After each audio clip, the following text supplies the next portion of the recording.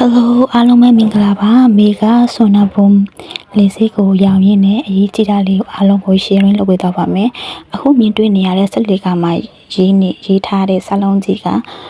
ဆိုလို့ရှိရင်ဒီပစ္စည်းတွေပါညာတင်ရတာပဲဖြစ်ပေါ့နော် lost and found နေရာကိုအမှုမေရလက်ပြပေးမှာဖြစ်ပါတယ်သူကတော့ဒီလေးစိတ်ရဲ့ဒုတိယတက်မှာဖြစ်တဲ့အတွက်ဟိုဆက်လေကနဲ့တက်သွားနေပါပြီမြင်းနဲ့တူတူအဲ့ဒီနေရာလေးကိုလိုက်ကြည့်ကြစို့ဟိုဆိုတော့ဆက်လီကနဲ့တက်သွားနေပါပြီโอเคရောက်ပြီ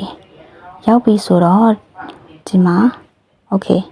တူတူလိုက်ကြည့်ရပါโอเคဒီမှာလို့ရှိရင်သူပြထားတယ်နော်ညာလေးနဲ့စာရေးပြထားတယ်ဒီမှာ office passenger service center airline passenger service center ဒီမှာဆိုလို့ရှိရင် lost and found နေရာလေးကိုသွားနေပါပြီโอเคမင်းနဲ့အတူတူလိုက်ကြည့်ကြရအောင်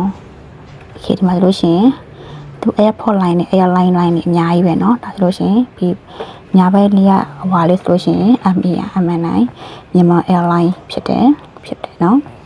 โอเคအဲ့တော့အဲ့ဒီအတိုင်းပဲတက်တက်လေးပဲရှောက်သွားမယ်တက်တက်လေးပဲရှောက်သွားမယ်